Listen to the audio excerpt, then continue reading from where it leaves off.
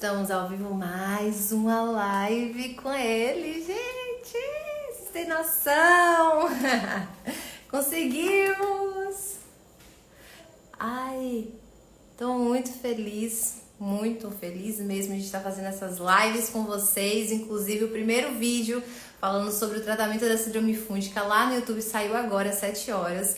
Quem não viu ainda, assim que sair daqui, já corre pra lá pra assistir, tá aqui. Eu trouxe algumas informações bem importantes, inclusive de experiências que eu tive durante esses 6 anos, 5, 6 anos, que eu já tenho conhecimento do que é síndrome fúngica, enfim. Deixa eu ver, ela entrou, cadê ele? Ai, vou botar até meu óculos, gente. Depois eu tiro pra ficar mais bonitinha. Deixa eu ver. Ela entrou. Olá, gente, todo mundo que tá entrando, Sara, Ana, oi, Neto, Ana, Dil, Josi, Késia, Débora, ele já tá aqui.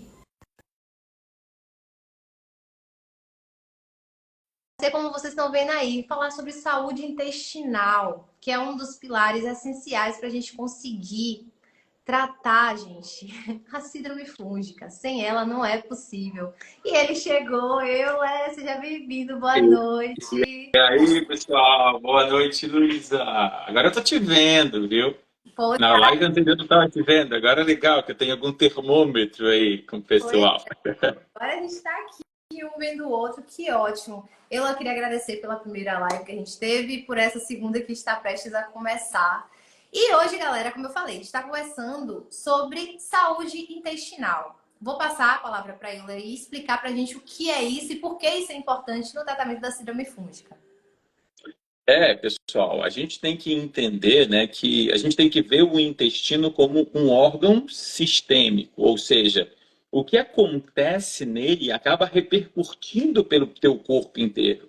E quando a gente fala da síndrome fúngica, a gente tem que entender que a causalidade do problema, ou seja, o que torna a síndrome fúngica uma doença que repercute numa unha, num cabelo, numa candidíase vaginal ou numa pitiríase versicolor, que são aquelas manchinhas brancas na pele, né? O que torna esse problema sistêmico é, inclusive, esse intestino hiperpermeável, ou seja, como eu falei na live anterior, cheio de furinhos, que permite com que esses fungos e suas toxinas saiam desse intestino e ganhem a corrente sanguínea. E aí os mais diversos sintomas podem estar envolvidos. Por isso que tratar o intestino é essencial na síndrome fúngica.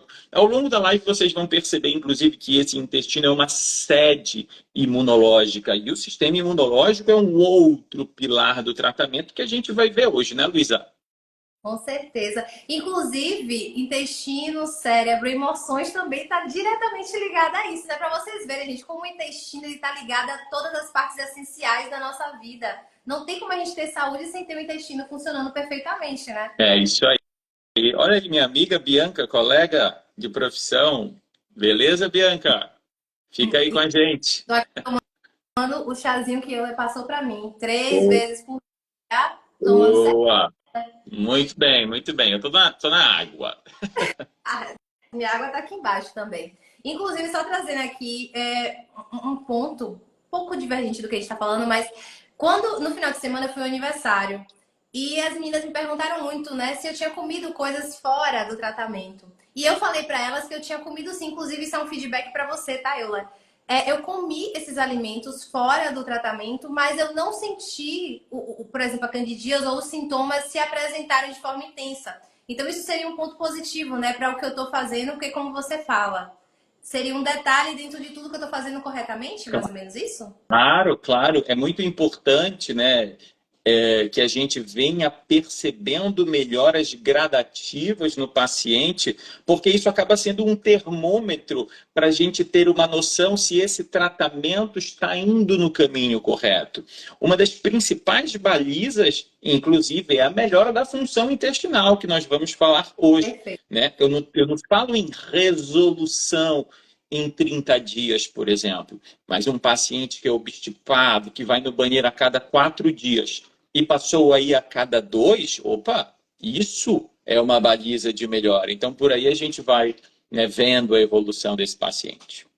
Perfeito. Vamos falar sobre isso hoje. Vamos então começar aí já. Vamos lá. Taca ali papo Cristina aí. Vamos lá. Eu acho assim que para falar do intestino, a primeira coisa que todo paciente deveria fazer, que deveria saber, né, que os profissionais deveriam fazer, é fazer esse paciente digerir bem os alimentos. Isso é de uma importância gigante nos mais diversos aspectos que envolvem a saúde intestinal. E quando a gente fala em digestão, esse processo começa antes mesmo da comida entrar na boca. E aí entra um problema, porque as pessoas pensam, e aí eu estou falando da fase cefálica da digestão, tá bom? A fase cefálica, ela é compreendida com você imaginar a comida, em você sentir o cheiro, né? Então, eu vou comer um peixe aqui agora. E aí você começa a imaginar aquilo e começa a sentir o aroma, aquele peixe com ervas, com limão, e você visualiza aquele alimento. Pessoal, essa fase cefálica, ela é responsável pela produção do suco gástrico. Ela é responsável pela produção de enzimas pancreáticas e ela é responsável pela secreção da bile. E tem gente que diz que isso é pouco.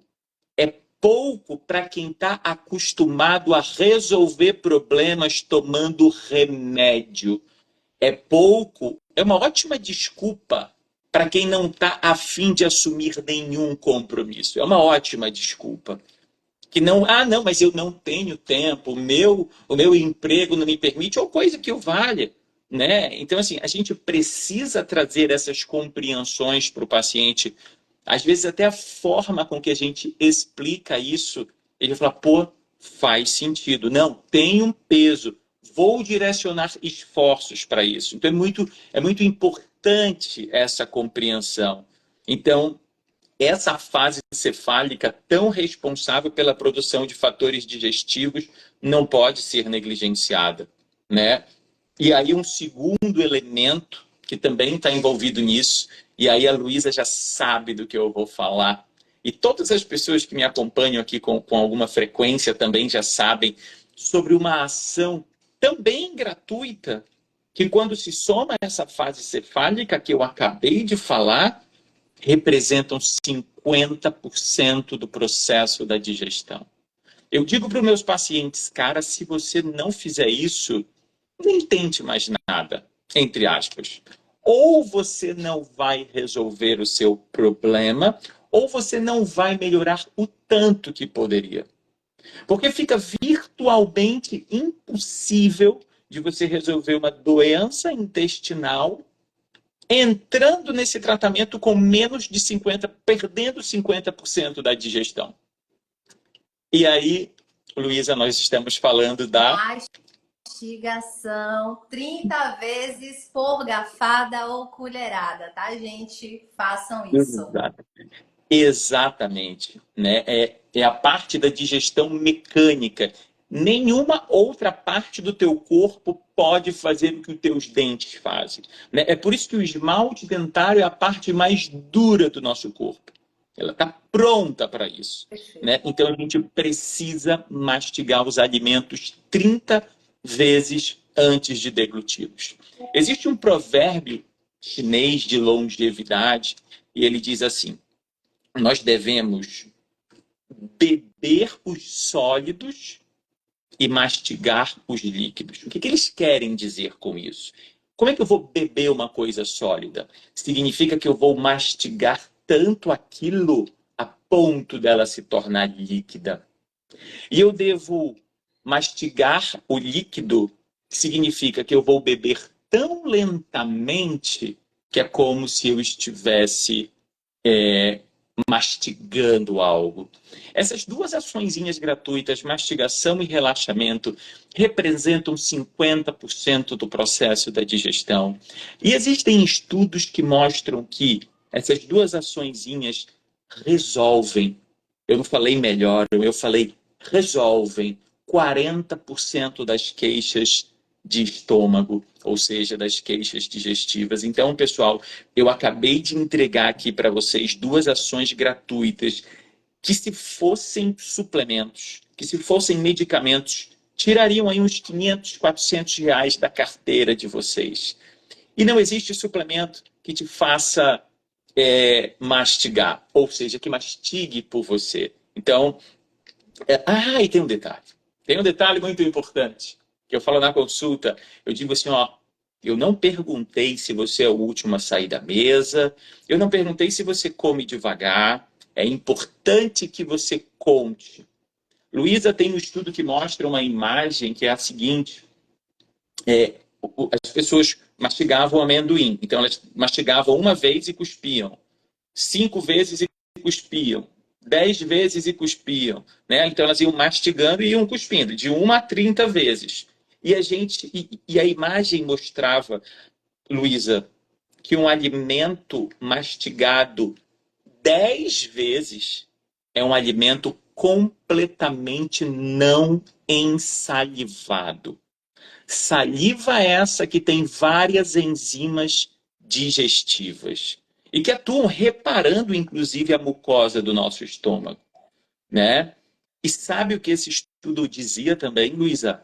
Que a média da população mastiga os alimentos apenas 5 vezes antes de deglutir. 5 vezes. E 10 vezes era um alimento completamente não ensalivado. Cara, isso é de uma importância absurda. E não é só para quem está resolvendo as questões fúngicas. Isso é para quem deseja ter saúde. E como o intestino está conectado com todo o nosso corpo, cara, a doença que você pensar, mas isso ajuda para hipotireoidismo? Ajuda. Mas isso ajuda para artrite reumatoide? Também. Mas isso ajuda para dor de cabeça? Também. Isso ajuda para a função hepática? Também ajuda. Isso é desejável para quem quer ter saúde. Então, pessoal, mastigação e relaxamento são duas peças essenciais para a gente começar a falando da saúde intestinal. Perfeito, perfeito. Inclusive, eu lancei o primeiro vídeo da gente falando sobre isso. Eu enfatizei muito isso. E da minha experiência com você agora, eu até falei lá no vídeo que eu aprendi isso com você, mesmo fazendo o primeiro tratamento com outra pessoa, o outro nutricionista não falava sobre isso. Eu aprendi com você.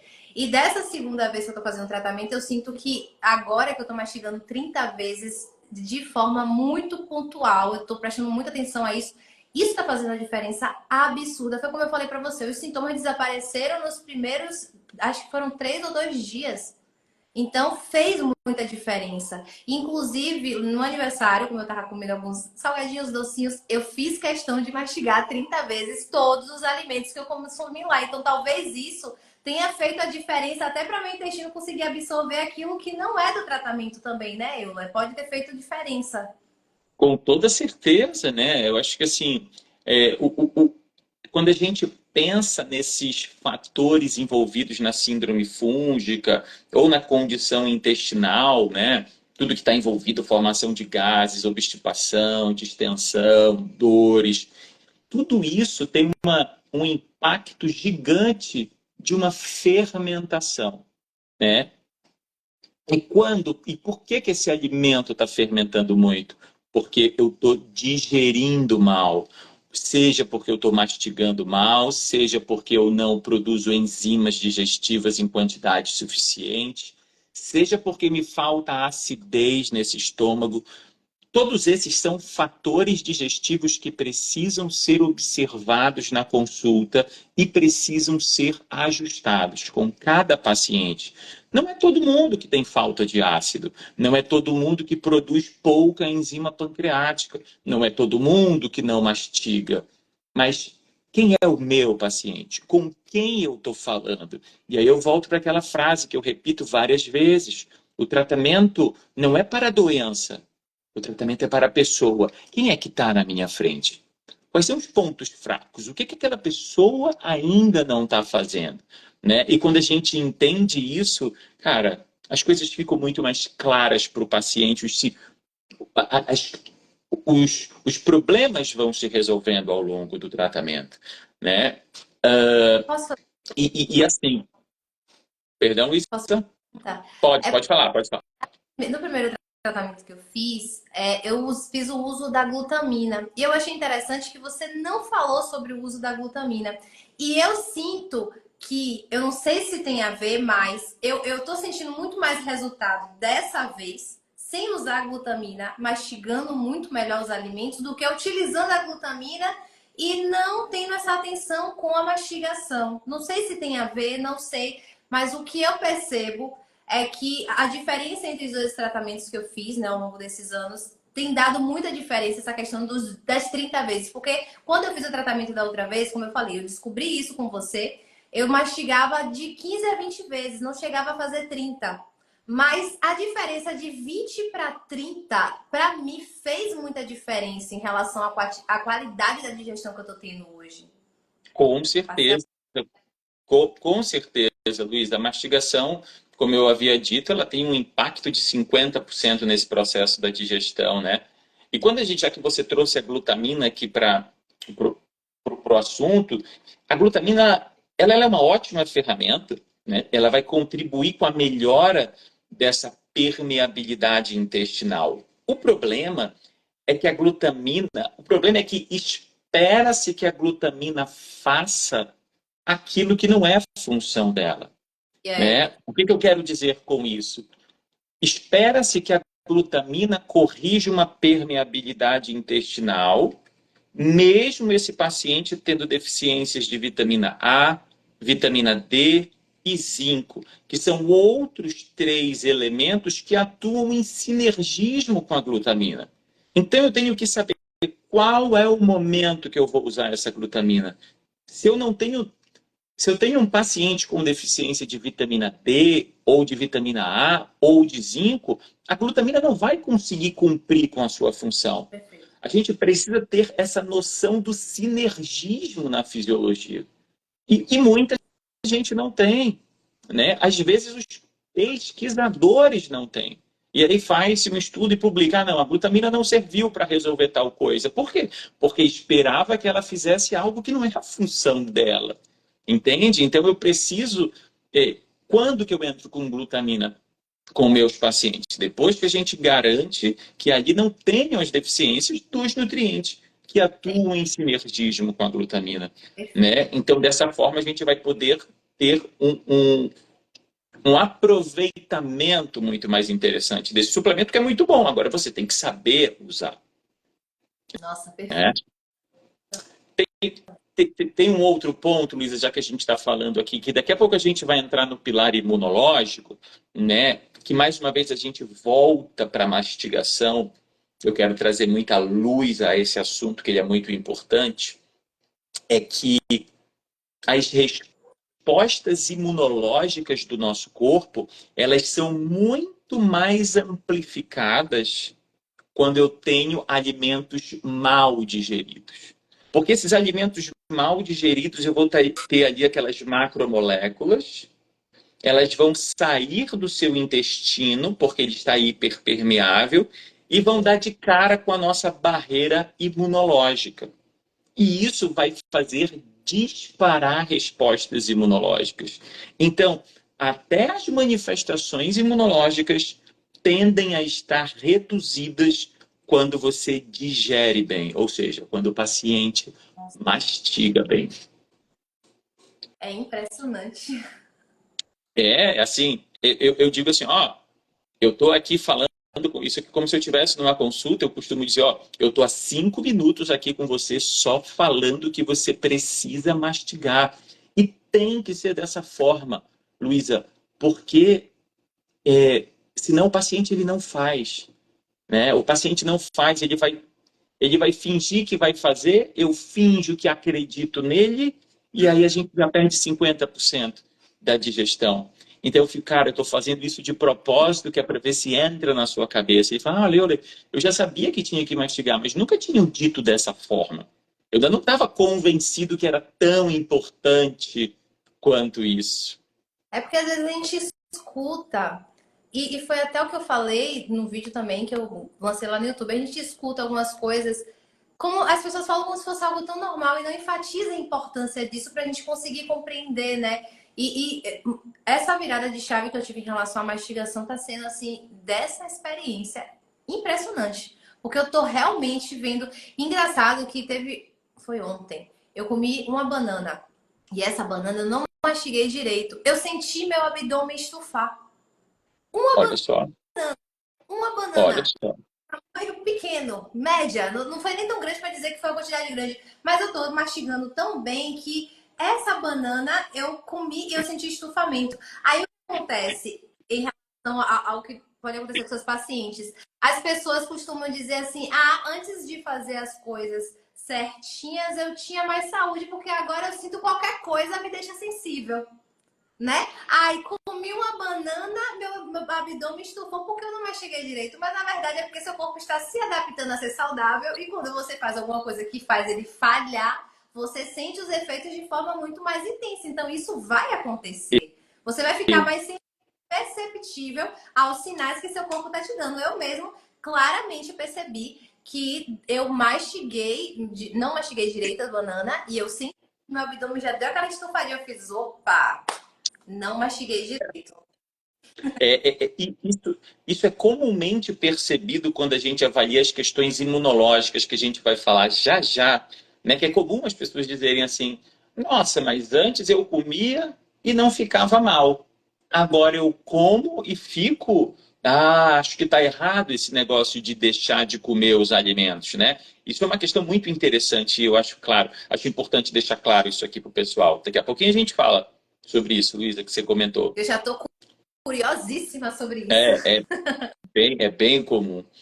Bom, e aí depois da mastigação, né, de toda aquela fase cefálica, né, que envolve o relaxamento, né, responsável pela produção de ácido, de enzima, de secreção de bile, quanta coisa já está acontecendo, né? Aí esse alimento chega no nosso estômago, né?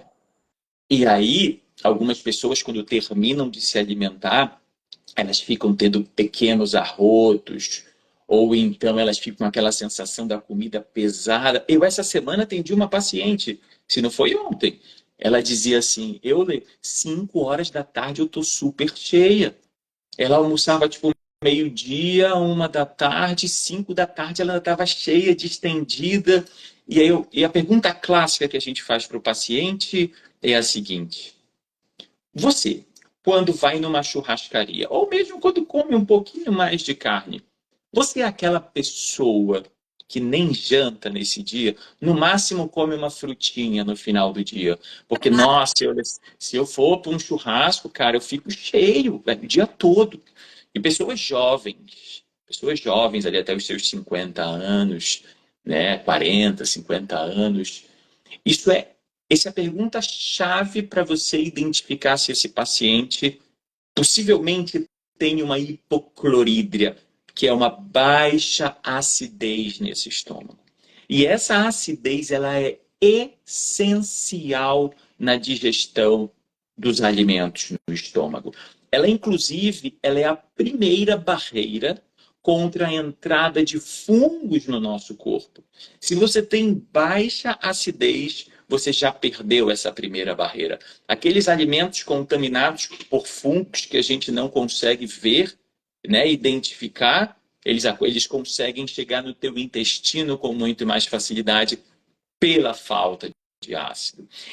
Esse mesmo ácido também é essencial para a absorção de zinco, cálcio, ferro e B12. Então você vai mapeando, você pede os exames do paciente, vê lá múltiplas deficiências nutricionais desses nutrientes. É um paciente que tem muitos arrotos, né, pequenos arrotos depois de se alimentar. E você fala, cara, aqui certamente a gente tem uma hipoclorídria, a gente tem uma baixa acidez. Isso precisa ser resolvido, né? Agora, Eu não posso querer ir no afã de ajudar esse paciente e pensar, tenho que aumentar essa acidez. O que é bom para isso? Cloridrato de betaína. Os estudos mostram, funciona. Mas esse paciente tem o muco que protege o estômago em quantidade adequada? Imagina que isso aqui é o teu estômago, isso aqui é o epitélio. E existe um muco gelatinoso, uma espécie de gel, que o protege para que esse ácido não toque aqui, para que bactérias não se liguem aqui, por exemplo, né? E aí eu vou lá, estimulo essa acidez e esse paciente não tem o muco. E esse paciente vai sentir uma dor gigante. Então, a gente precisa ficar atento em que momento eu vou estimular essa acidez. Será que já está na hora? Ou será que antes eu preciso corrigir aquilo que fez esse paciente perder o muco protetor? Vocês estão entendendo a complexidade de começar um tratamento sem o auxílio de um bom profissional, né? E aí, recentemente, eu tive uma paciente que falou assim para mim: cloridrato de betaína não presta para mim. Porque a última vez que prescreveram para mim, eu senti uma dor absurda. Aí eu falei: quando que prescreveram? Foi na primeira consulta. Aí eu falei: mas houve alguma investigação para saber se você tinha o muco que protege esse estômago contra o ácido? Não. Entende? Então, assim, a gente precisa ter a noção, né, dessas etapas do tratamento. A gente ainda nem chegou no intestino. Eu estou no estômago do paciente e a gente já está vendo uma série de questões importantíssimas que não podem ser negligenciadas. Tem uma dúvida. Uma vez, lembra quando eu falei para você que eu estava suplementando zinco e eu senti dor no estômago? Tá ligada a isso que você falou também, né? E isso é muito interessante, Luísa, porque o paciente que não tem o muco que protege o estômago, ele sente desconforto quando suplementa zinco. Mas sabe o que é o mais interessante nisso? Que o zinco é o principal nutriente para as células do estômago. E aí, mais uma vez, entra a expertise do profissional que o acompanha. Não faça grandes doses de zinco com esse paciente. Vamos supor que os exames dele lá me mostraram que ele tem 75 de zinco, o que é pouco. O ideal é acima de 95. Eu não vou colocar para ele 40 miligramas de zinco de uma tomada só, porque aí vai ser uma grande quantidade de zinco que vai proporcionar esse desconforto. E o que eu vou fazer? Cara, eu vou fracionar. Eu vou colocar 15 de manhã, 15 na hora do almoço e 15 no jantar.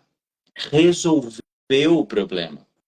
Entende? Então, não é só suplementar. É saber por quê, quando, para quem. Suplementação exige responsabilidade.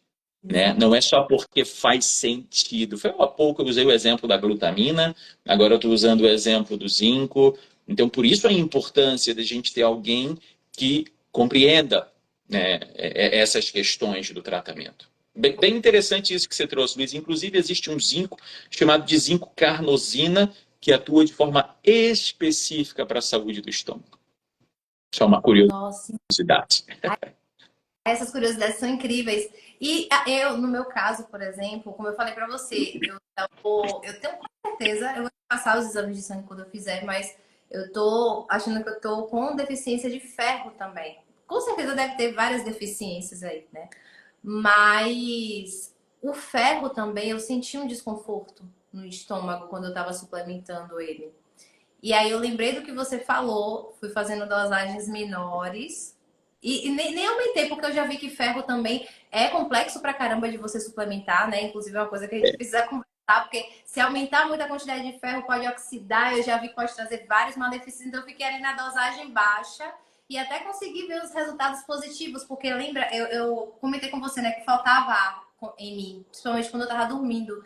Isso parou, graças a Deus, mas eu ainda sinto que tô tateando ainda. Eu tô muito ansiosa para fazer esses exames de sangue para você fazer essa análise, porque eu tenho certeza que depois disso minha vida vai ser outra, gente. E assim, eu aprendi com Euler, tá? Coisas básicas sobre suplementação, eu aprendi com ele, porque não é vocês simplesmente comprarem o suplemento e tomarem na hora que vocês acham que devem tomar.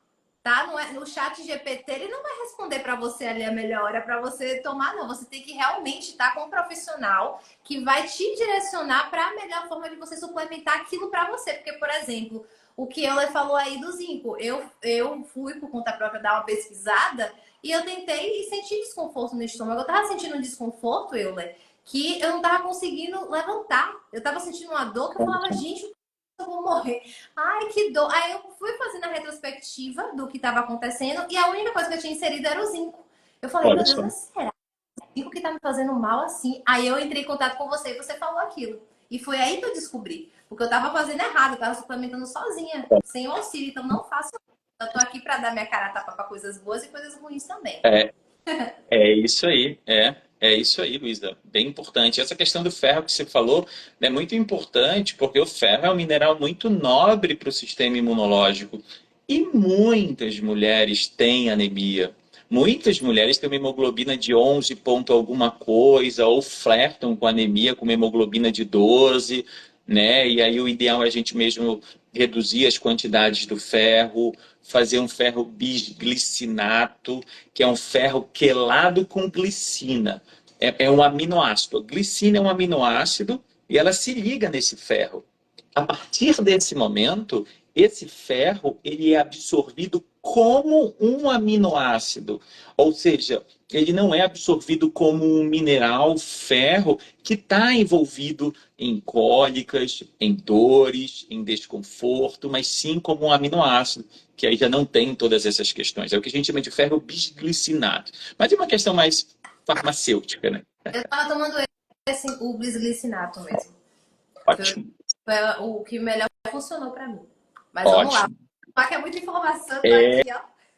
é muita informação, a gente está no estômago, né? A gente falou da acidez do estômago, né? Como sendo muito importante, e a gente tem um outro fator digestivo pancreático, né? A função exócrina do pâncreas, responsável pela produção de enzimas digestivas.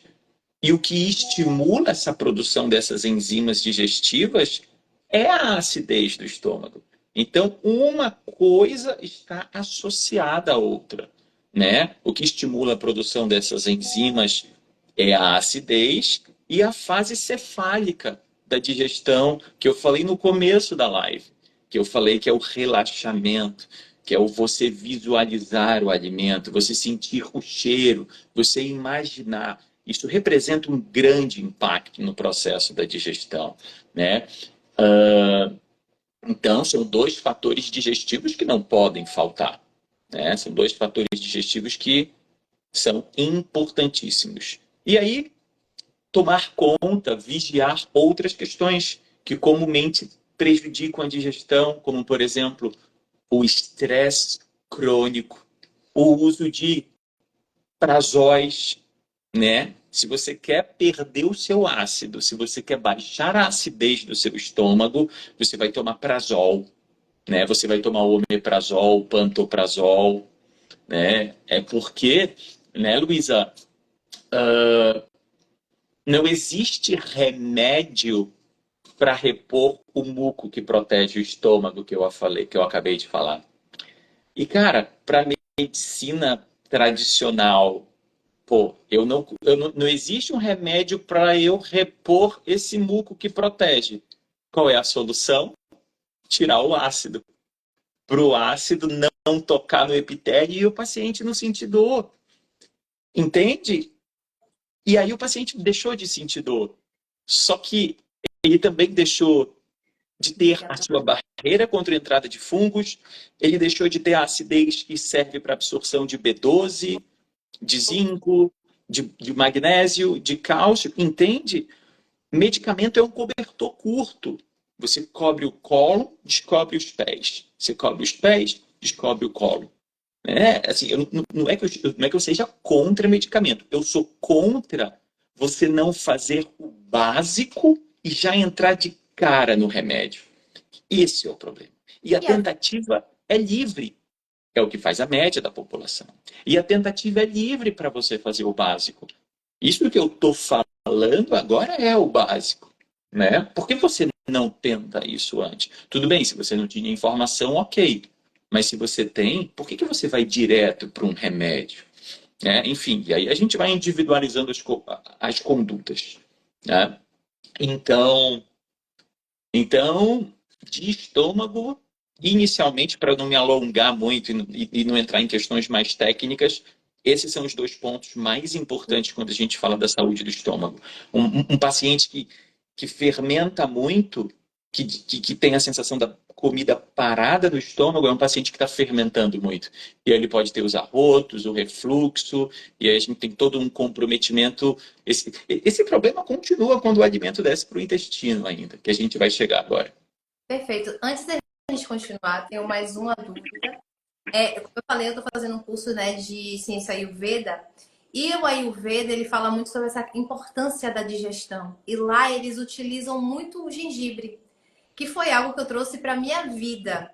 E, por exemplo, eu até falei com você lá na consulta, né, que quando, por exemplo, eu vou comer algum alimento que eu sei que talvez possa acabar ali pesando um pouco mais, que eu não estou acostumada a comer com frequência, eu gosto de colocar um gengibre na boca, usar como se fosse uma balinha, tá ali chupando o gengibre. No Ayurveda, eu já vi eles falando em fazer tirinhas de gengibre com um pouquinho de limão e comer antes das refeições para ajudar na digestão. O que é que você acha sobre essa prática, a importância do gengibre? E eu queria acrescentar também algo que falaram aqui nos comentários, que é algo muito comum da gente escutar, que é sobre abacaxi. O abacaxi, ele realmente ajuda na digestão? Pode ser usado no tratamento? Como pode ser usado? Ou se é melhor evitar? Enfim. Muito bom, muito bom.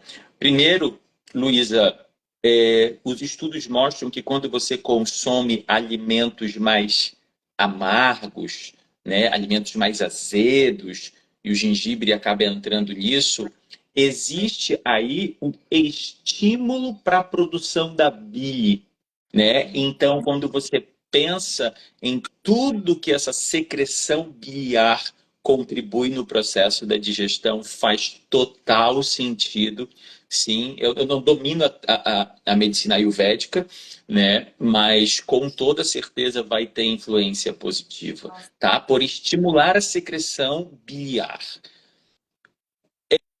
Alimentos ácidos, como limão, por exemplo, eles vão estar envolvidos na função exócrina do pâncreas, por estimular a somatostatina e se desdobra na liberação de enzimas pancreáticas para digerir proteínas mal digeridas. Então, é sim também uma ótima ferramenta você, pacientes que querem melhorar a sua digestão e que não têm gastrite podem se beneficiar de um shot de limão ao acordar. Exatamente por estimular essa função exócrina do pâncreas, que vai estar envolvida na produção de enzimas digestivas. Então, também é algo que vocês podem estar fazendo. A outra pergunta foi sobre o abacaxi. O abacaxi que é rico em bromelina, né? Existem pelo menos duas frutas que têm ação digestiva mais presente por conterem enzimas digestivas. Uma delas é o abacaxi com a bromelina e a outra é o mamão com a papaina. Né? São duas frutas aí que podem contribuir com o processo da digestão. Vocês já vão pensando aí, pô, até agora o yoga está me mandando relaxar, mastigar, eu posso me beneficiar de um shot de limão ao acordar. Claro que ali tu pode colocar o gengibre, como a Luísa falou também. Você pode colocar uma cúrcuma. Luísa, e aí tem gente que fala assim, mas a cúrcuma ela é mal absorvida. E é justamente por isso que ela é benéfica para o intestino. Porque como ela é mal absorvida, ela chega nessas vilosidades intestinais e ela cumpre com a sua função anti-inflamatória. Né? Infelizmente, o que a gente vê é muita gente repetindo as coisas, sabe? E não vai a fundo, e não vai procurar entender melhor o que está acontecendo, né, na fisiologia, enfim. Eu tenho mais duas dúvidas. Limão, posso consumir durante o meu tratamento da síndrome fúngica? Boa, boa. Primeiro eu quero pedir licença para os odontólogos, para os dentistas, tá bom, pessoal? E eles falam com razão, porque essas substâncias ácidas danificam muito o esmalte dentário. Então, é importante que eles sejam consumidos com o auxílio de um canudinho, tá bom? E para que evite tocar nesse esmalte dentário, tá bom? Isso é bem importante. E aí, você perguntou do limão. Beleza. Olha, o limão, as frutas cítricas, limão, laranja, bergamota, tangerina, mexerica, a depender da região, são frutas, são alimentos que têm octopaminas. Octopaminas são substâncias que estão associadas a processos imunológicos, alérgicos. E isso pode ser um problema, processos alérgicos. Por quê? Porque esses processos alérgicos estão envolvidos nas questões imunológicas. E para o tratamento da síndrome fúngica, as questões imunológicas são um pilar. Então, muita cautela em sair usando o shot de limão com todos os pacientes. É para quem? Com quem eu estou falando? Né? Eu pego um paciente lá, olho os exames, os eosinófilos em 3,8, com basófilos mais baixos. Aqui acho que não é parasitose, não é verminose, não. Aqui provavelmente é degranulação de mastócitos com liberação de eosinófilos, que é comum nas sensibilidades alimentares. E aí a gente vai, o que esse meu paciente está comendo? Entende? Então, assim, é com quem eu estou falando, o tratamento é para o paciente, não é para a doença. É isso que diferencia o bom tratamento do tratamento padrão convencional que tu segue um script. Para todo mundo. É. Perfeito. E a outra dúvida que eu tenho é, eu tenho aqui em casa, já tinha o hábito de consumir cúrcuma com pimenta preta, que também foi algo que eu aprendi na Ayurveda. Posso fazer o uso dessa cúrcuma com a pimenta preta durante o meu tratamento? Pode, inclusive, a curcumina com a piperina, né, que é a substância presente nessa pimenta preta ou pimenta negra, ela aumenta a atuação da curcumina. É uma ótima combinação. Pimenta Ah, negra com cúrcuma, tá ótimo, tá excelente. eu vou adicionar. Eu consumo de manhã, em jejum? Qual é o melhor horário? Boa pergunta, Luísa. É muito interessante, em especial quando a gente fala da síndrome fúngica, que a gente use os suplementos em geral, né, em sua maioria da terapia antifúngica, sempre em momentos de estômago vazio, porque eu não quero a influência de fatores digestivos atuando nesses suplementos, entende? Eu quero que eles cheguem no meu intestino e cumpram lá com a sua função. Perfeito. Eu não quero comer junto com o almoço, junto com uma refeição, porque eu vou estar liberando mais ácido, mais enzimas, eu vou ter interação com outros nutrientes, não é isso que eu quero, né? Eu quero essa ação, então, ao acordar, 1 hora antes do lanche da tarde, e ao deitar, são 3 momentos do nosso dia que a gente está aí de estômago vazio. Entendido. Pode deixar comigo agora. E só antes de finalizar, uma pessoa perguntou e eu achei pertinente. Vinagre de maçã, ele cai na mesma regra do que você falou dos ácidos? Perfeito. Vinagre de maçã ou limão são duas substâncias ou duas soluções ácidas que vão aí estimular, né, essa produção das enzimas digestivas. Perfeito. Então vamos agora tacar o pau em imunidade aí. Boa, boa. Vamos lá, vamos falar de imunidade. Antes de chegar na. Vai se comunicar, né? Porque a gente chegou ali no intestino. Olha, cheguei atrasada, mas cheguei. É isso aí, Erika. Vamos lá. Tu vai vendo as perguntas aí, depois tu me faz, tá, Luísa? Porque se eu ficar olhando para as perguntas, eu perco a atenção. Tudo. E aí a gente chega nesse intestino, né, Luísa? O que a gente geralmente encontra? distensão abdominal, formação excessiva de gases, pacientes com obstipação, né? Então, são os mais diversos problemas que podem estar presentes. E muito desses problemas estão acontecendo justamente porque eu estou digerindo mal os alimentos. E a gente já falou o que fazer para digerir melhor esses alimentos, né? Bom, cara, por onde começar no intestino? Bora pensar, Luísa, que a gente tem um paciente com o intestino todo hiperpermeável, cheio de furinhos, né? Quando você deixa de comer os industrializados, que contribuem para o aumento desses furinhos, quando você elimina os alimentos que você tem sensibilidade, você deixa de abrir esses buracos, você deixa de agredir, só que você não fecha. Para você fechar esses buraquinhos, você precisa ter uma proliferação celular, um reparo tecidual.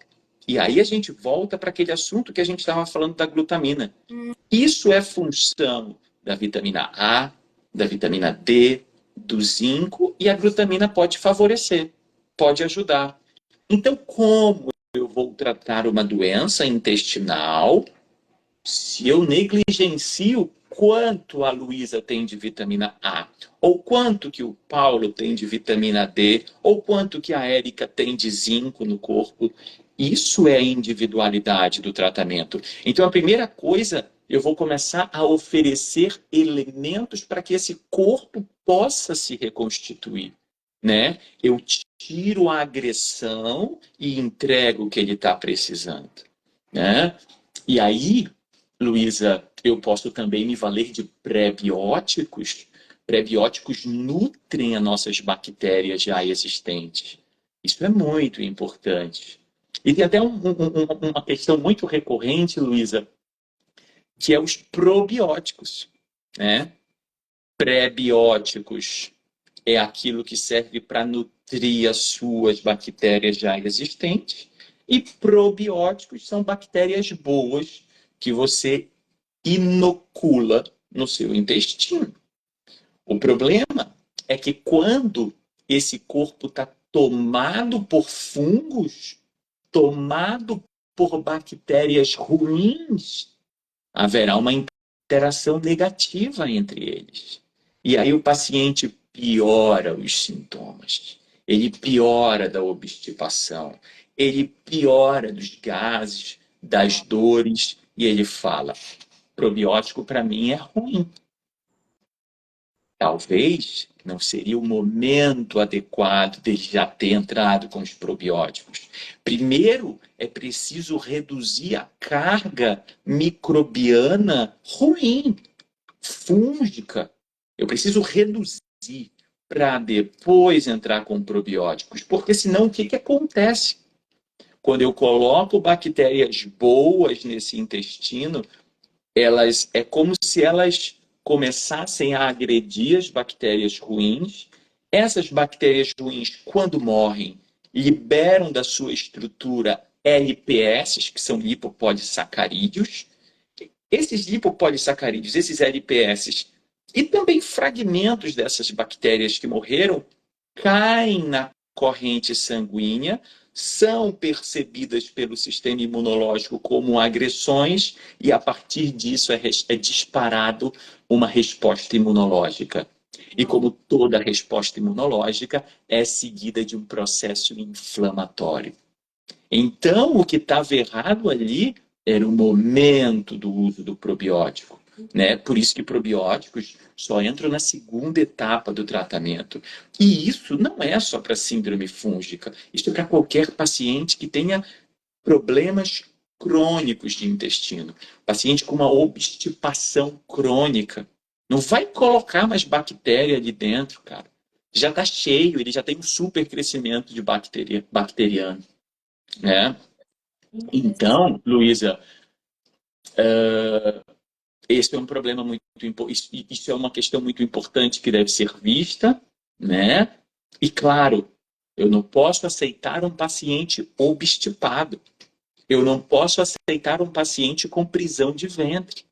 quanto mais tempo o alimento passa aquele bolo fecal passa dentro do intestino, mais reabsorção de substâncias que deveriam ser eliminadas são reabsorvidas, mais reabsorção de hormônios que deveriam ser eliminados, mais reabsorção de fragmentos de bactérias, e tudo isso está implicado num processo inflamatório, né? Tudo isso está implicado no processo inflamatório, ou seja, mais agressão àquele intestino, mais aumento da permeabilidade intestinal. Então, cara, qual é a causa da obstipação do meu paciente? É o hipotireoidismo, é deficiência de magnésio, não consome gorduras boas, alergias alimentares, falta de exercício físico, falta de hidratação, falta de fibras. O que é? Como que eu vou te tratar se eu não sei a causa da tua obstipação? Imagina um paciente que vem até mim, eu sofro de obstipação a vida inteira. Aí eu olho para ele e falo, ah, mas você já bebeu água e comeu mamão com aveia? Cara, é a audácia do profissional perguntar isso para o paciente que sofre a vida inteira. É lógico que ele já tentou isso. Lógico que ele já tentou isso. Ela não deveria ter tentado, né? Isso é o básico. Mas será que não são as alergias alimentares presentes? E aí a gente entra agora no pilar imunológico. Nossa, impressionante. Eu tô impactada com tanta informação, Wilber. Cléo fez uma pergunta que eu achei interessante aqui. Como se determina que o paciente está apto a ir para a segunda fase do tratamento e inserir os probióticos? Essa percepção é o que eu estava falando há pouco. A gente tem que ver uma melhora no paciente. Não é uma resolução, mas uma percepção de melhora. O problema, Luísa, é que aí, cara, entra um abismo de possibilidade. Porque tem pessoas que têm genética que não é favorável, que tem um microbioma ruim geneticamente. Outras Sim. estragaram esse microbioma ao longo da infância com muito uso de medicamentos. Os estudos mostram, Luísa, que o uso de uma semana de antibióticos compromete essa microbiota por até 12 meses. Meu Deus do Cara, céu. é um desastre. E tem gente que faz uso de antibiótico recorrente. Então, assim, é um exercício para o profissional explicar isso para o paciente, que legitimamente está no seu limite. Ele quer a resposta sim, ele quer o resultado assim. E quando não vem, cara, isso mina as questões emocionais desse paciente. E aí, cara, a gente entra num caminho árido para o tratamento. Eu acho tão importante a gente estar fazendo essas lives, porque eu tenho certeza que muita gente vai sair daqui tendo uma compreensão maior da importância de ter paciência no processo. Que, inclusive, eu tenho alguns livros, né? A forma que você nasce, né? Se nasceu de cesárea, se nasceu de parto normal, isso vai impactar diretamente na sua microbiota. E não é uma sentença que você vai viver com aquilo, mas vai impactar de uma forma que você tem que ter maior cuidado ou não com a sua microbiota de acordo com aquilo que aconteceu na sua vida desde o nascimento. Isso é impressionante. Tem uma importância gigante, é isso mesmo. E assim, Cléo, fora isso, tem a questão de identificar as alergias alimentares. Tem pessoas que reagem mal àqueles mais flagrantes, lácteos, cereais com glúten, feijões, amendoim. Mas eu tenho paciente que reage com tomate. Eu tenho paciente que reage com ovo. Ovo também é mais comum. Eu já tive paciente que reagia com banana. Cara, banana, velho. Não é comum. Então, cara, você vai tateando, pô, a banana nesse paciente. Quando que você descobriu isso? 3 semanas depois de iniciar o tratamento. Ou seja, para aquele paciente, não vale o que eu falo para todo mundo, para a média, que é o quê? 30 dias. Eu digo assim, Cléo, né? Eu digo assim, Cléo, Eu preciso que você tenha uma adesão excelente ao proposto, ou seja, uma adesão de 95% ao proposto, por um período mínimo de 30 dias, e ao longo disso você tem que ter percebido melhoras. Esse é o momento, essa é a principal baliza para que a gente possa ir para a segunda etapa do tratamento, né? E assim, não existe vaidade aqui.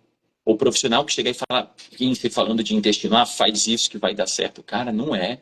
É um mundo de possibilidades que você tem que considerar, desde genética, desde questões emocionais. As questões emocionais, elas impactam de forma gigante na saúde intestinal. A gente não vai falar das questões emocionais hoje, mas são muitas variáveis que estão envolvidas. Impressionante. Eu tô. Cara, tem um ponto importante aqui, Luísa. Pode Porque falar. quando a gente começa a falar assim, o paciente vai pensar: pô, esse cara tá querendo. Esse cara, não sei, acho que ele vai me enrolar, ele vai querer que eu faça um bocado de consulta. Não, não é isso, tá aí a Luísa. Não é um bocado de consulta, é trazer o paciente perto. E aí você vai conversando com ele ao longo do tratamento. E você o conscientiza que o tratamento é no tempo do teu corpo, cara. Quando Exato. você consegue fazer o paciente compreender isso, aí você solta o paciente, pronto, está aqui. Agora, quando você perceber essa melhora, você volta até mim. Não é que eu vá querer ficar te vendo todo mês, não é isso. É fazer o que tem que ser feito. Eu acho que o seu tratamento, ele vai muito de autoconhecimento, porque não é tão comum a gente encontrar. As pessoas estão acostumadas com nutricionistas que passam um padrão X, vai fazer aquilo para ter um resultado X, né?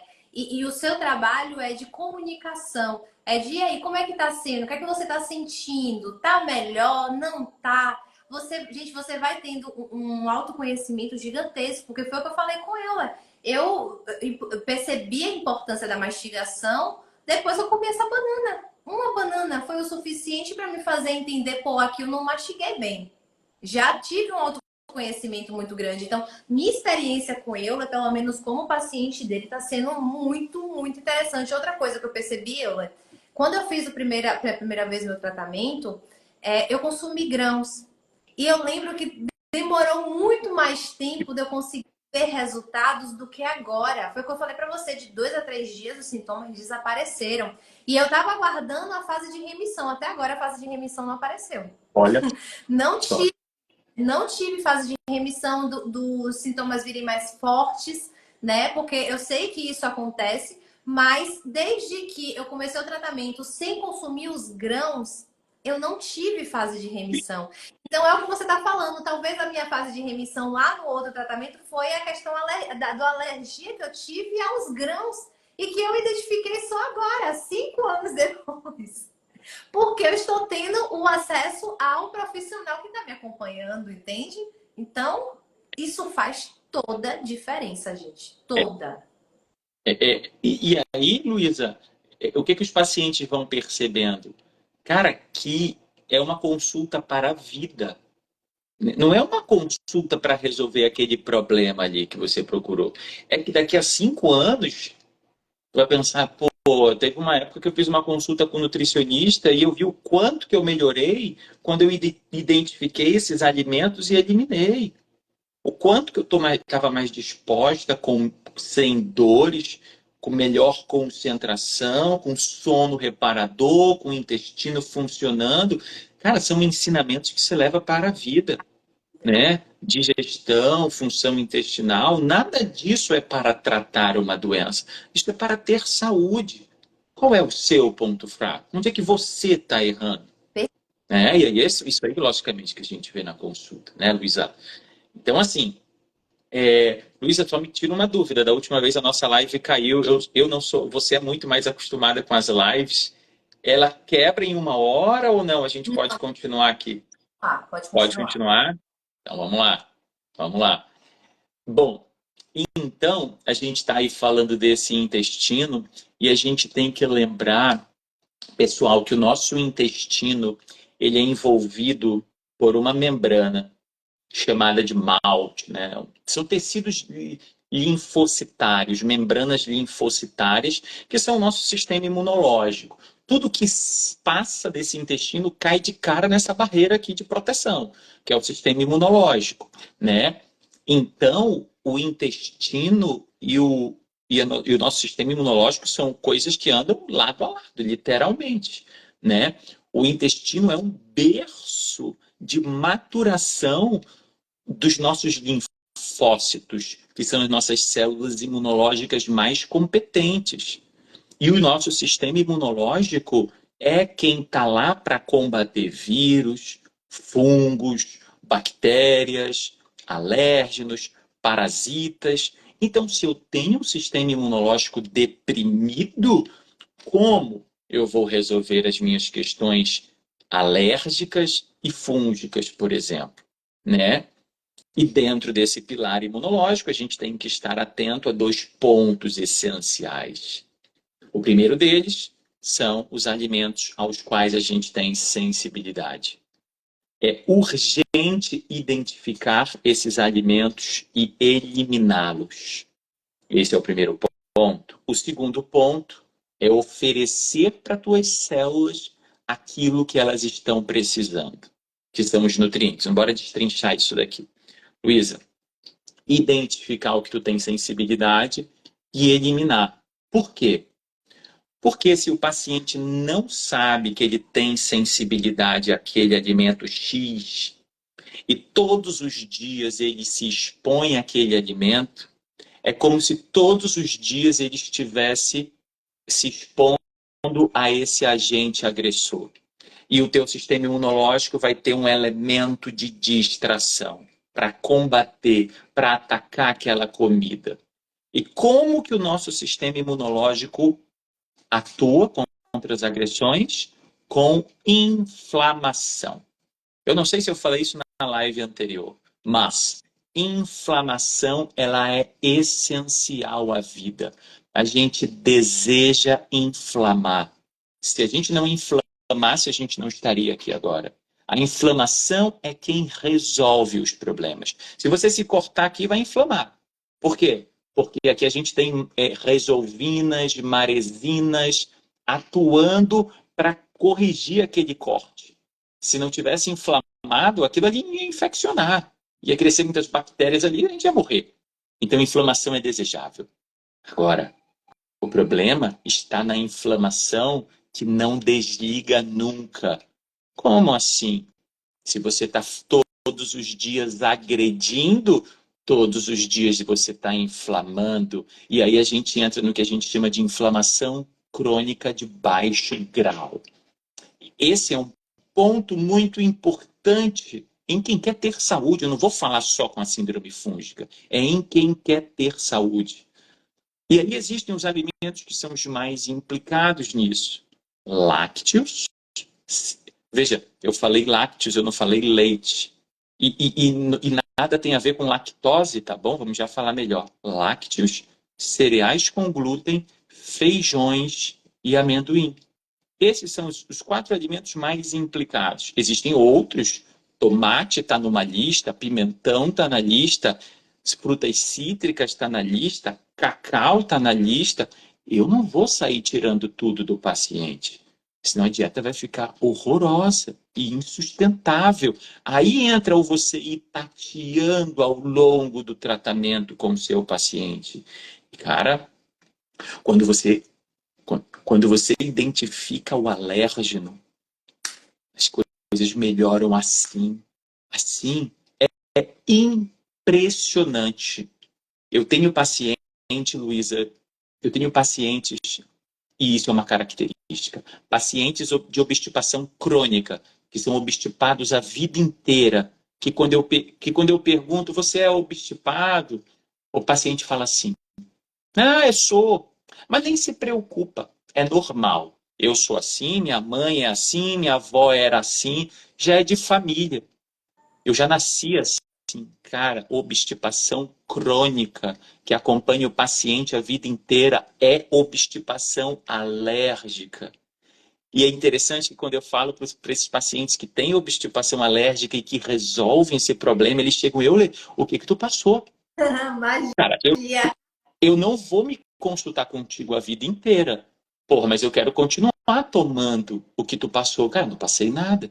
A gente identificou a causa da obstipação, que era a sensibilidade alimentar. Né? Por exemplo, os lácteos na sua digestão formam beta-casomorfina, que são substâncias opioides, e que tem tudo a ver com a motilidade intestinal. Né? Enfim, então o paciente tem que entender isso para ele saber, cara, eu não posso comer esses alimentos nessa etapa do tratamento porque eles estão sob investigação. E não é reduzir quantidade. Não é, eu comia 3 fatias de pizza, agora eu como uma. Vou comer uma. Não. Eu não falei reduzir. Eu falei eliminar. Pouco me importa a caloria. Eu não estou aqui para contar caloria. Tem que ter aplicativo para isso, pô. Eu não estou aqui falando de reeducação alimentar, eu não estou aqui falando de emagrecimento. Isso é tudo mais simples. Eu estou aqui para resolver um problema. Né? E aí a gente precisa cumprir com algumas etapas. Isso precisa ficar claro para o paciente. Por isso que essa compreensão é muito importante no tratamento, senão ele não vai fazer, Luísa. Ele não vai fazer. Então, é uma consulta em que eu me desgasto, mas eu falo muito mais.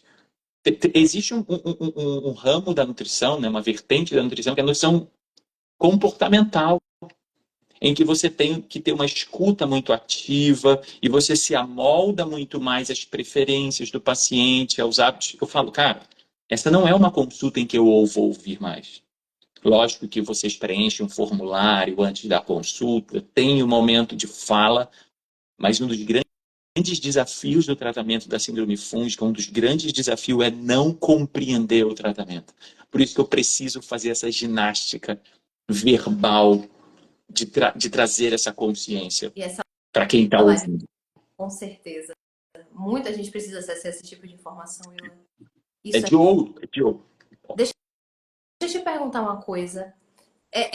Fizeram aqui nos comentários a pergunta: como saber quais alimentos eu tenho sensibilidade? Eu só queria também acrescentar isso a uma dúvida que eu tenho. Por exemplo, muita gente apresenta rinite, sinusite. Isso está ligado à alergia alimentar ou é um problema à parte? Porque eu já dei uma lida e eu vi algumas coisas em relação a essa ligação entre eles. Eu não sei, eu queria ouvir a sua opinião em relação a isso. A gente tem que entender, Luísa, que toda mucosa do nosso corpo está conectada. Né? O que eu quero dizer com isso? Que essa mucosa intestinal, ela é contínua. Ela se comunica com essa mucosa dos seios da face. Ela se comunica com a mucosa do ouvido, da garganta, né? Então, pacientes que têm aquela coceira, de vez em quando ele faz assim. Tem pessoas que são assim, É, pigarro, pigarro na garganta, gotejamento, crises de espirros, rinite, tudo isso pode ser uma resposta alérgica, porque a resposta alérgica, Luísa, ela é inespecífica. Essa mucosa toda está comunicada. Então, no Paulo foi a obstipação, na Luísa foi a rinite, na Joana foi aqui pigarro na garganta, amidalite, né? Então, pode sim, é frequentemente comum. Agora existem outros tipos de rinite, né? Sazonais, né? Há agentes inalantes, mas não somente agentes ingestantes. Então, eu não estou colocando toda a rinite no mesmo saco, não é? Eu não faço essas coisas. É importante ter critério, mas te respondendo de forma objetiva, existe uma conexão muito grande, sim. Eu era uma pessoa, Luísa, que em cada quarto aqui de casa eu tinha uma no meu quarto, um no quarto do meu filho, um no quarto da minha filha, que é aquele Nelsoro. sim. Se eu viajasse, Luísa, e esquecesse o meu Nelsoro, eu poderia chegar à noite no meu destino. Eu falava, pô, tenho que sair agora, tenho que procurar uma farmácia, senão não vou dormir. Cara, desde que eu comecei a aplicar nutrição funcional, se a fábrica do Nelsoro dependesse de mim, ia falir. Não uso mais. E sabe o que é impressionante? Final do ano. A gente sempre abusa. Eu digo assim, ah, não, dezembro é a sexta-feira do ano. Ó, não, não escutem isso. Aí eu vou lá e acabo abusando. Cara, e aconteceu no início desse ano. Abusei no dezembro. Quem voltou? Nariz entupido à noite. Lá fui eu no meu Nelsônio, vencido, que estava na gaveta. Resolveu. Resolveu, não é assim? Desobstruiu naquela noite, eu peguei e dormi. Então, assim, cara, para mim, eu digo mais. Quando eu abuso no final de semana, na quarta-feira eu já espero. Quarta-feira, não é no dia seguinte. Por quê? Porque essas manifestações alérgicas podem acontecer até 4 dias após a exposição. Então, assim, cara, como é que o leigo vai fazer essa conexão? Os profissionais não fazem. Quando um profissional olha para ti e diz, não, esse negócio de rinite nada tem a ver com leite, com lácteo, por exemplo. Ele fala isso balizado no limite do conhecimento dele. Se ele não sabe, se ele não leu, ele vai dizer que não existe, é lógico. Só que se você for atrás, você vai ver. E aí você vai conseguir dar essa oportunidade para o seu paciente em se tratar. E aí você não perde o paciente. Entende? Agora, como identificar quais alimentos que eu tenho alergia? Aí a comunidade internacional de alergologia se posiciona. Que o melhor método diagnóstico é o Food Challenge. É a dieta da eliminação, que é o que eu estou falando aqui, e reintrodução dos alimentos. Mas eu não existe outros exames laboratoriais que possam me ajudar, e até existem. O problema é que são múltiplos os mecanismos pelos quais essas alergias podem acontecer. Todo o sistema do complemento está envolvido, IgG, IgA, IgM, células natural killers. Cara, não tem como mapear tudo isso, entende? Por que eu não peço para o meu paciente um anticorpo antigliadina para saber se o meu paciente tem sensibilidade ao glúten? Porque se der negativo, qual vai ser a minha cara de olhar para o paciente e dizer, olha, mas mesmo assim não consome? O cara vai falar, pô, tu fez eu gastar dinheiro? Deu negativo, tu tá mandando eu não comer, não tô entendendo. Tu tá indeciso, tu não sabe o que tu tá fazendo mais. Por quê? Porque são múltiplos os mecanismos, cara. Então é o Food Challenge. Agora, não é só tira alimento e bota alimento. Nesse interine, você tem que corrigir desbiose, corrigir deficiências nutricionais, corrigir os fatores digestivos, corrigir as questões emocionais, corrigir a saúde intestinal. É o mundo é o tratamento. O nome desse tratamento é Programa dos 6 R's, que eu uso com todos os meus pacientes. Todos os meus pacientes. Eu uso o programa dos 6 R's. Então, assim, respondendo de forma objetiva, quem perguntou é a dieta da eliminação e reintrodução, que é o programa dos 6 R's. Perfeito. E, e aí depois a gente vai reintroduzir esses alimentos. Não é de forma aleatória, é sob supervisão, dentro do protocolo, dentro do programa. Um alimento alérgeno a cada 4 dias, vamos mapear os sintomas e tudo isso. Então, identificar esses alérgenos e eliminar é importantíssimo. Importantíssimo. Tem 2 estudos, Luísa. Tu me corta depois, senão eu vou ficar trazendo informação aqui falando. Se tu quiser falar, tu me avisa. Eu tô aqui amando ouvir tudo isso. Nossa, pode falar. Tem um estudo na Finlândia e um outro na Nova Zelândia, Luísa, que conectam essas alergias alimentares, essas sensibilidades alimentares com síndrome do pânico. Cara, então assim, como que o paciente vai fazer essa associação? Nem os profissionais, em sua maioria, fazem. Eu não estou dizendo que todo paciente com pânico tem alergia alimentar. Eu estou dizendo que é um sintoma que pode acontecer naquele indivíduo. É, aumento da frequência urinária noturna. É sintoma. Paciente que vai várias vezes ao banheiro à noite, ele já deixou de beber água às 6 da tarde, ele não tem infecção urinária, ele não é diabético, nada justifica por que que eu estou indo tantas vezes e meu sono fica horrível. Sintoma de sensibilidade alimentar. Nossa. Só vai saber isso quem leu. Quem não leu vai dizer é invenção. Balizado em quê? No limite do meu conhecimento. Se eu não li, eu vou dizer que não existe, né? Vocês estão entendendo? Eu indico esse homem para vocês há anos. Vocês estão entendendo agora? Não tem como, gente. Simplesmente não. Deixa eu só. Surgiu aqui uma pergunta de uma pessoa no comentário perguntando se você também faz leitura de hormônios. Se a pessoa te mandar os exames hormonais. Foi uma dúvida que surgiu aqui, enfim. Muito bom. Assim, essas dúvidas que vocês trazem, elas abrem uns leques gigantes, é por isso que eu acabo tendo que falar muito. Eu acho que eu vi essa pergunta, ela até conectou, inclusive, com a tireoide, né? Eu tenho muitos pacientes com disfunção tireoidiana, Hashimoto, hipotireoidismo, enfim, né? Faço a leitura dentro de valores ideais. Eu não vou entrar na leitura de exames tireoidianos para a gente não pesar muito a live, Sim. né? Mas tem todas as conversões de T4 em T3, enfim. Mas Agora vocês tem que faz. Oi? Então, depois, se vocês quiserem, a gente faz. Ah, a gente faz aqui uma live só sobre tireoide, não tem problema. Faço assim a leitura. Agora, hormônios é uma coisa muito interessante porque hormônios são desdobramentos, são reflexos. Se você tem deficiência de zinco, você vai produzir menos hormônios, testosterona. Se o teu fígado está em sofrimento, tu não produz proteínas transportadoras de hormônios. Se você está estressado, você produz menos hormônios.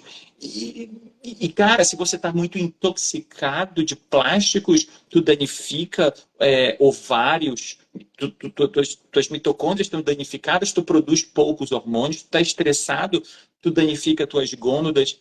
Só que ninguém quer saber disso. Tu Nossa. chega e o profissional vai ver qual hormônio que dá baixo? Progesterona, testosterona, então toma.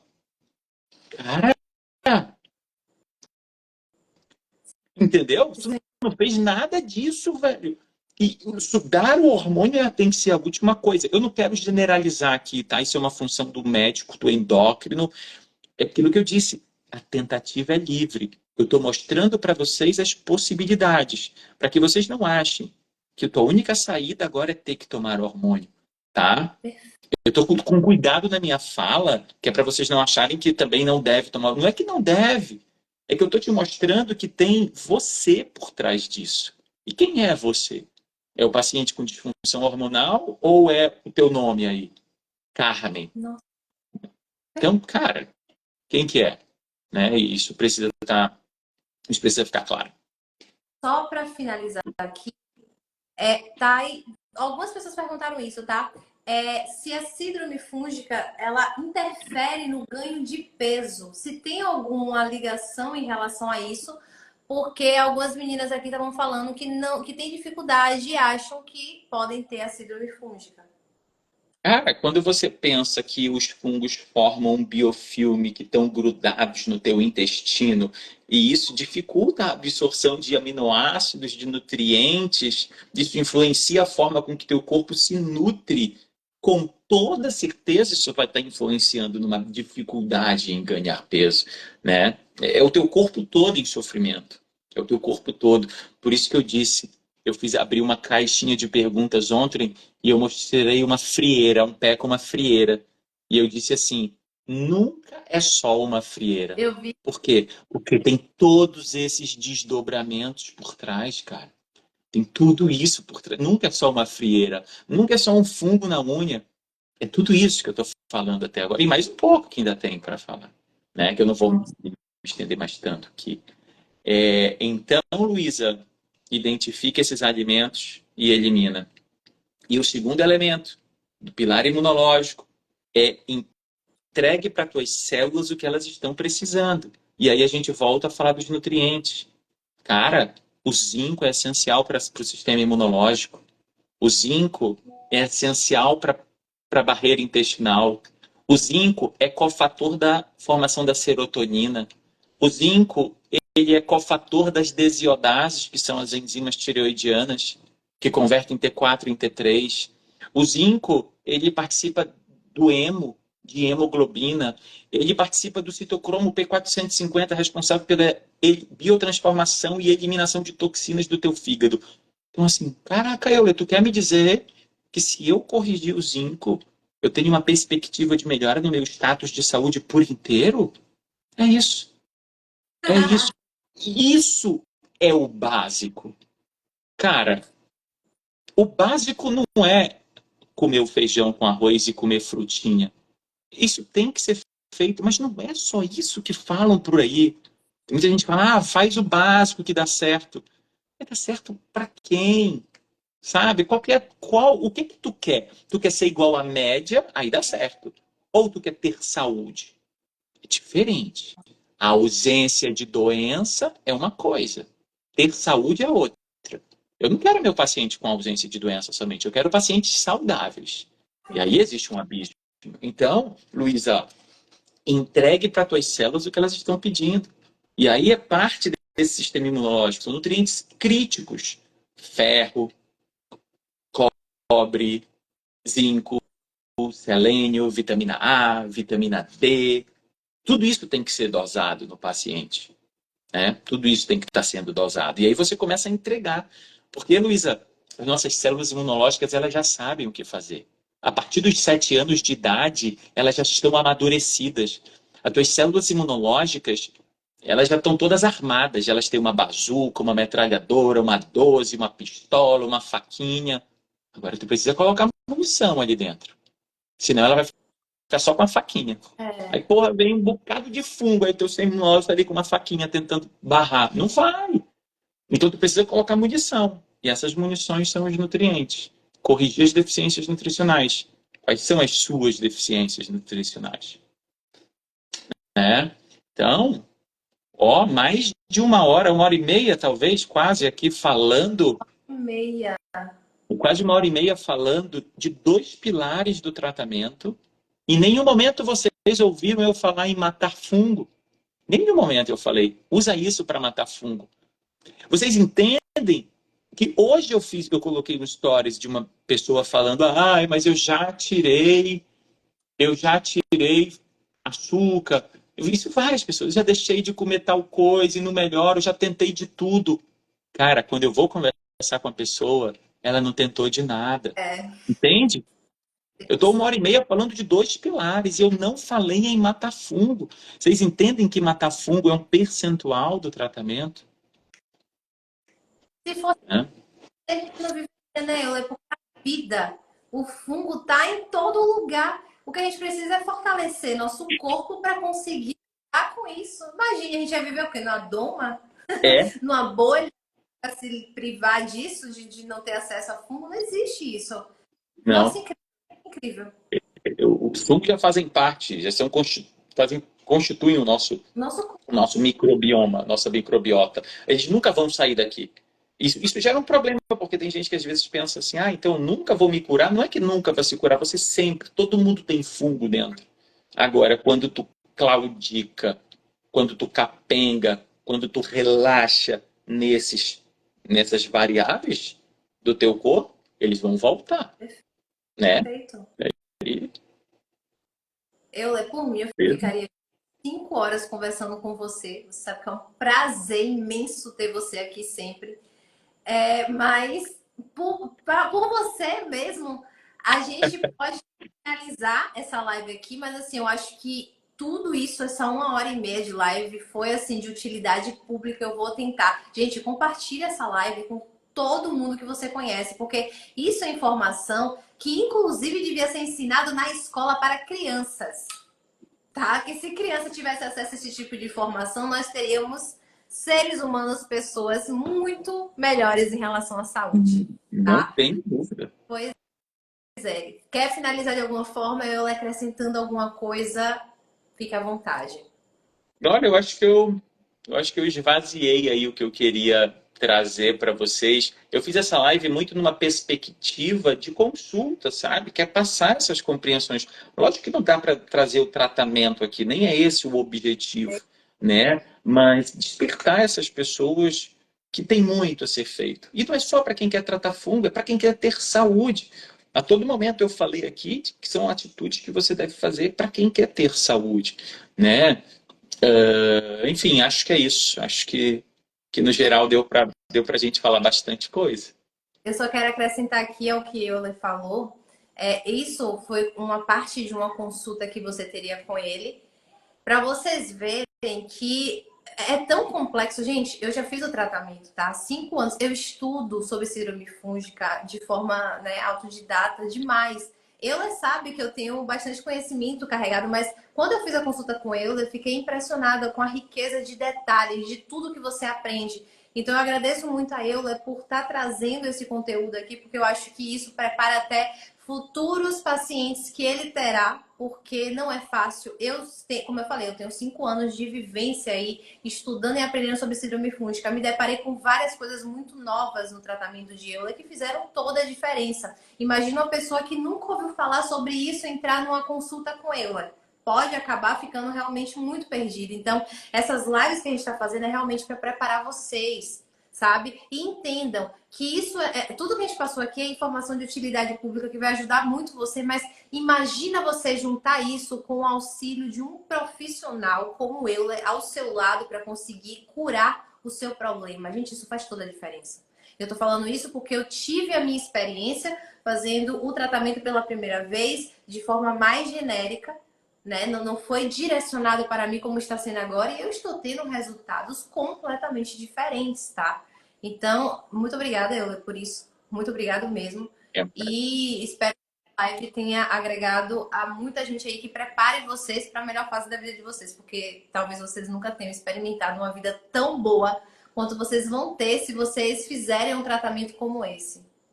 é ótimo, é ótimo. Obrigado, Luísa, obrigado pelas palavras. E é isso, a gente está aqui para despertar essa atenção de mais pessoas. Agradeço também todo mundo aí que participou, tá bom? Às vezes não dá para eu ler, porque senão eu me distraio com muita atenção. Olha aí, estou vendo aqui das últimas mensagens. Luciana, obrigado, valeu.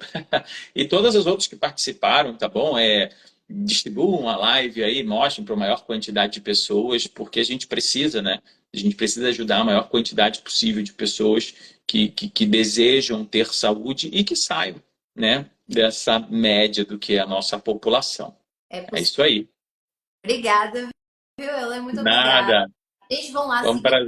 e enchem o saco dele pra gente fazer mais uma live, porque vai ter, tá? Eu quero trazer o máximo de conteúdo que vocês quiserem assistir aqui, porque eu quero ajudar muita gente. Eu costumo dizer, Euler, que nada é por acaso. Eu não sofri tudo que eu sofri em relação à síndrome fúngica à toa, porque depois que eu vivi uma vida saudável, eu quero gritar para o mundo que existe como você ter saúde. Eu quero ajudar outras pessoas. Então, isso para mim é um propósito de vida real, de verdade. Legal. Legal, legal, legal, Luísa. E é isso aí, pessoal. Muito obrigado por estarem aqui até o final, né? E divulguem, divulguem e tragam temas. Perturbem a Luísa lá, mandem mensagem. Oi, Luísa, manda fazer um tema disso. Quanto mais vocês escolherem, vocês vão escolher os temas. Quanto mais vocês pedirem, aí a gente vai estar aqui se empenhando para trazer informação de qualidade para vocês. Perfeito. Boa noite, viu, gente? Beleza? Bom dia. Vão mastigar bem os alimentos de vocês, viu? E até semana que vem. Até mais, pessoal. Tchau, tchau.